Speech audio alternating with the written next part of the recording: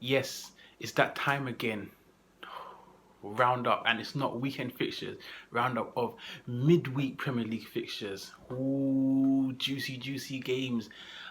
Before we dive straight into it, a little bit of fun facts about these midweek games. 10 matches played, 0 clean sheets. Not a single team. 10 matches, 20 teams played, and not a single team kept the ball from flying into the back of the net. No clean sheets. And out of the 10 games, 4 of the games finished 3-1. So there was plenty goals in this busy period. And you know what? You can't say it's not expected, that you're not surprised, because rotation is a busy period and first teams are not being fielded. So you can expect goals to be leaked in. But let's jump into it.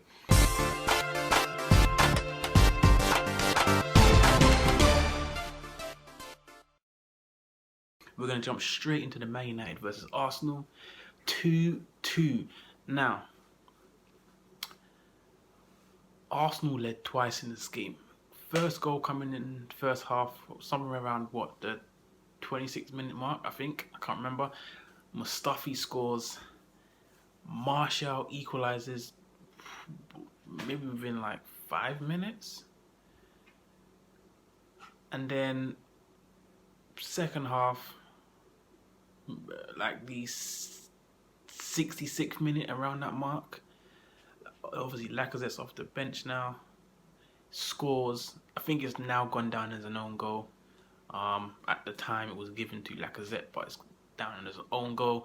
But either way, own goal, Lacazette, 2-1, and within 60 seconds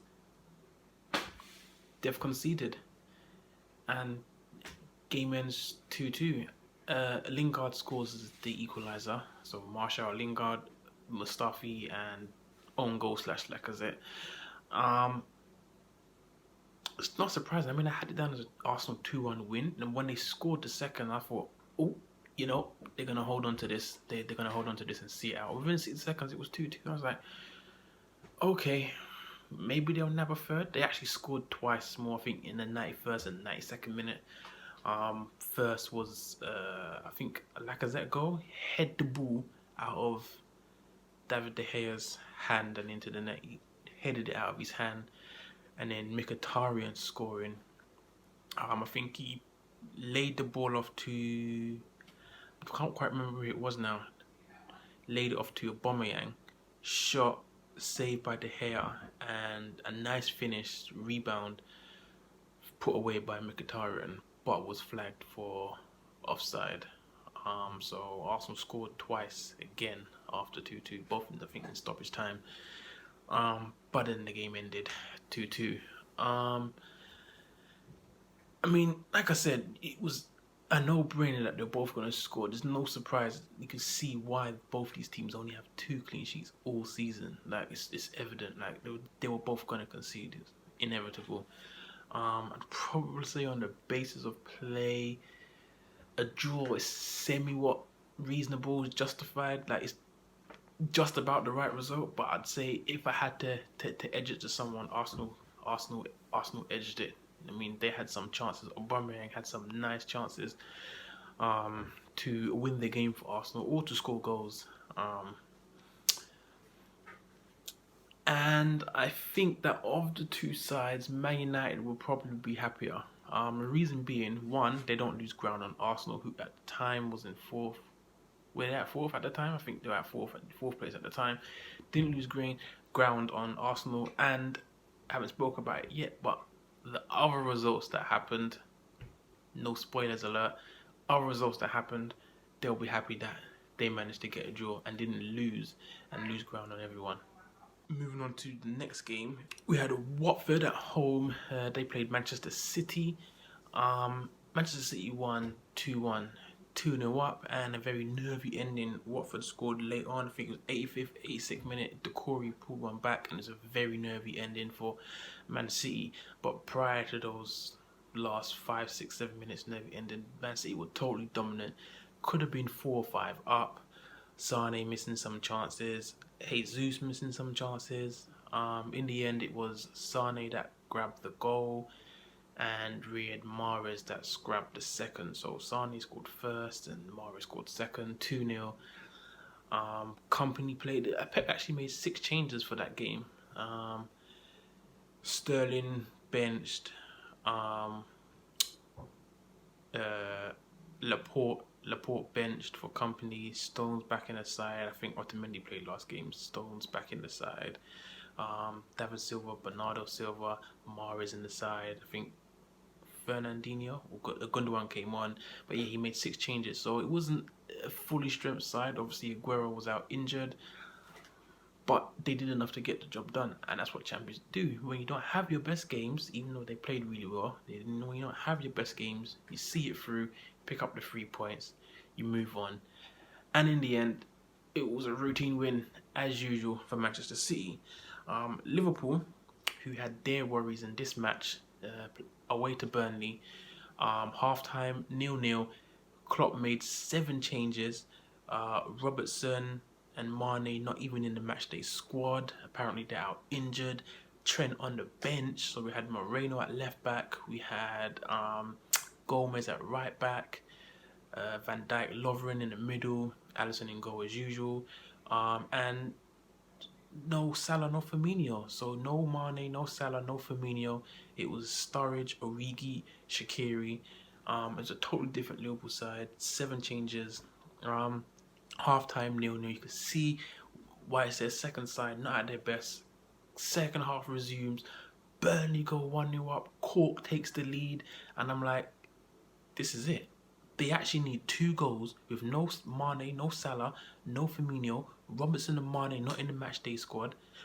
Before that, actually, in the first half, Gomez came off injured in like the 25th minute and Trent came on. So they had an early sub already. Gomez picking up an unfortunate injury. But they're 1-0 down, and I'm like, they don't have the players capable of pulling this back. They're actually going to drop points. They're going to lose or they're going to draw here, and that's it. That was done. Man City are going to be 4 or 5 points clear. But no. Liverpool stuck to it. Manager Klopp made some changes. Salah on, Firmino on, and obviously that's their 3 subs because Trent came on in the first half early on, and then Firmino, Salah on.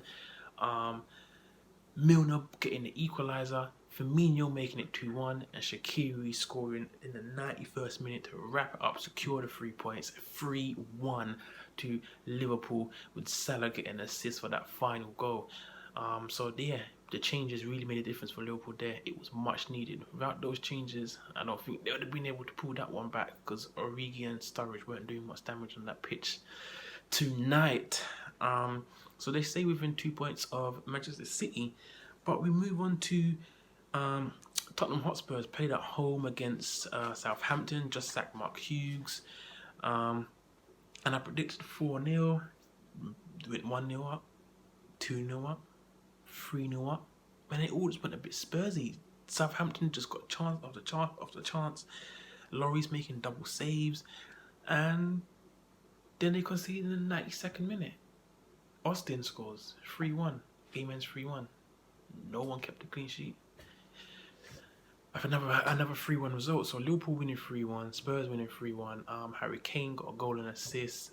Son scored, and Lucas Moura, how do you say his name? He scored. So those are the 3 goal scorers. Eriksen assisted Harry Kane. Harry Kane set up Son, and there wasn't an assist for Moura's goal.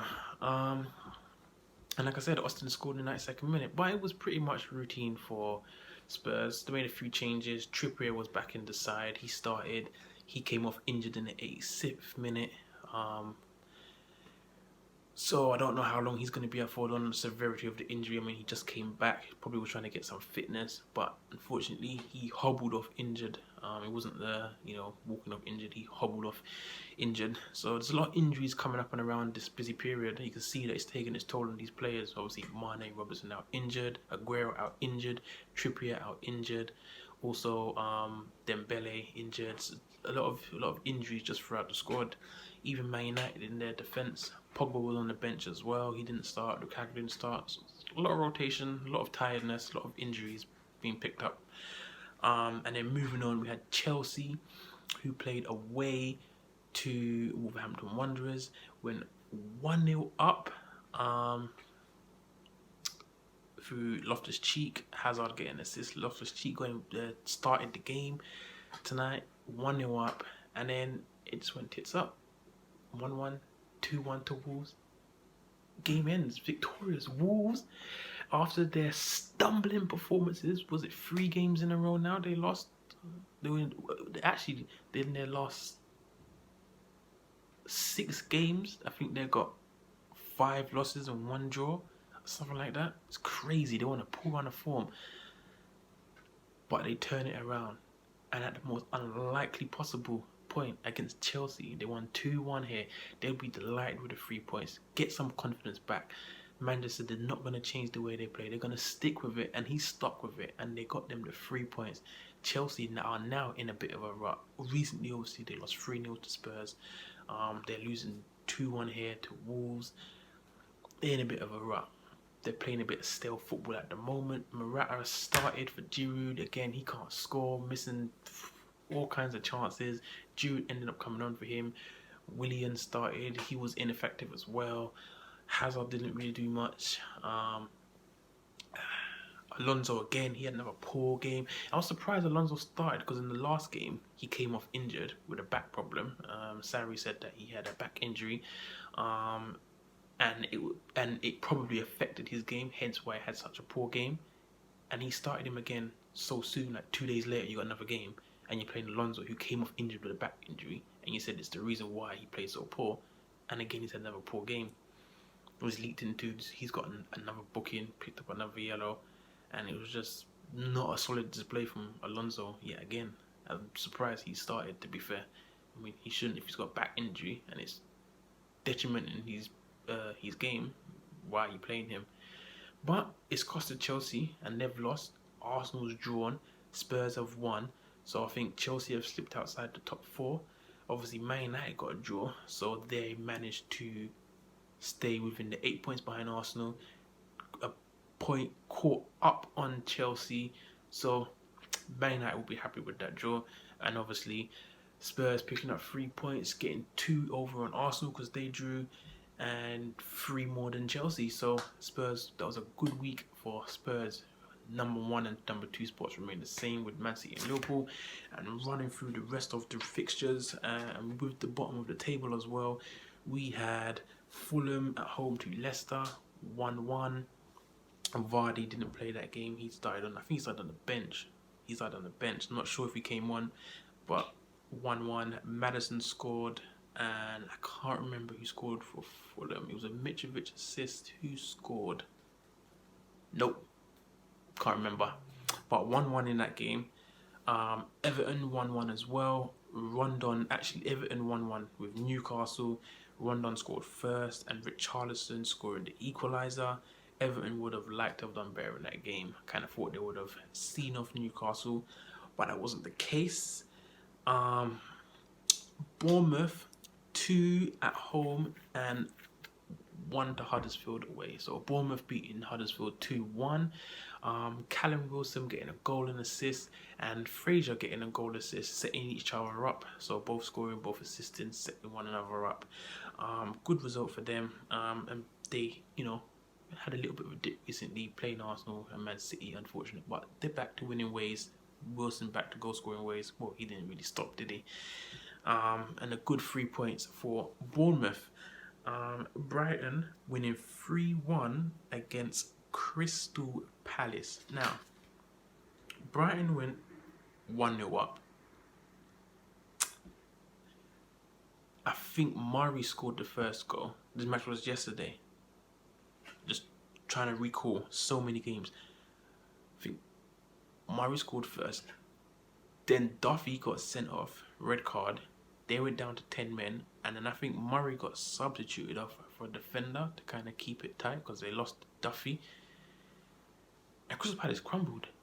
They went 2-0 down. Then they went 3-0 down. And then they scored a last late consolation goal. But they lost 3-1 to Brighton, who had 10 men for virtually the whole game, because the red card was early. They scored early, got sent off a man down to 10 men early. He was to capitalize on that. Zaha's supposed to capitalize on that, on those opportunities, and you pick up 3 points from those situations. You're gonna need it if you're gonna want to survive. But that was disappointing for them. I mean, I didn't expect them to win that game. I had like Brighton win 1-2-0. But once they're down to 10 men, you have to seize the opportunity, and they failed to seize that opportunity. And I can see them really struggling for the rest of the campaign. I honestly do. I honestly do.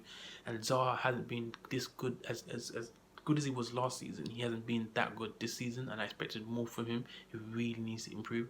I kind of think that they need to sign a striker to help him out, because he can't play up front by himself. Whether Benteke is the solution or not, but they need a striker. Maybe they need to sign one, but they need a striker, and Zaha can play off of that striker, like how Sterling does, how he plays off of his striker. I'm not saying Zaha's as good as Sterling, but that's what he needs. And finally, we had West Ham at home to Cardiff, 0-0 until Arnautovic, the main man, got injured. Another injury this week. He got subbed off. Lucas Perez came on, and within moments he scored 2 goals. And it's 2-0 to West Ham. But yeah, that match ended 3-1. They beat Cardiff 3-1. Lucas Perez scoring 2. I can't remember who scored the third. It might have been Antonio, I believe. I think Antonio scored the third for West Ham. But it was a big 3 points for West Ham. And I think Arnautovic might be out for a little bit. I mean, he posted a tweet that he's going to try and be back as soon as possible, as quickly as possible, and be in the best shape possible. But I think it's a hamstring injury, and he'll probably be out for 3 to 4 weeks. So he might even miss December. He might miss the December period. So they're going to have to rely on Hernandez and Andy Carroll. And is Andy Carroll still there? And Lucas Perez and players like that, Antonio. But not the top of the table, but the mid-table, Man United have now slipped down into 8th. Had they have lost to Arsenal, one of those disallowed goals stood, they would have been down to 9th. So that one extra point put them in 8th place. But they are really, really struggling this season. They're behind the likes of Bournemouth, Everton, and I believe Leicester? No, Leicester's right hot on their tail. But yeah, they're behind Bournemouth and the likes of Bournemouth and Everton, and they're really struggling this season. But that 2-2 against that informed Arsenal, who are now 20 games unbeaten, could spark some life into them. We're yet to see. We'll see. But tell me what you think. Some of these results fair? Were they just? Were they unfair? Should the Arsenal goal stood? Were the Lacazette and the Mkhitaryan? Should Arsenal have won that game? Can Chelsea finish in the top 4? They've fallen out. Spurs and Arsenal are in form. Arsenal are 20 games unbeaten. Obviously, Man City and Liverpool remain unbeaten in the league. And Spurs are just picking up wins when they just need to pick up the wins. Still the best start of their Premier League history. Can Chelsea make it back into top 4? Can Man United claw their way back? Mourinho still believes that they can. Let me know what you think. And remember, like, comment, subscribe on all of our stuff, our channels, all the media platforms, and follow us everywhere.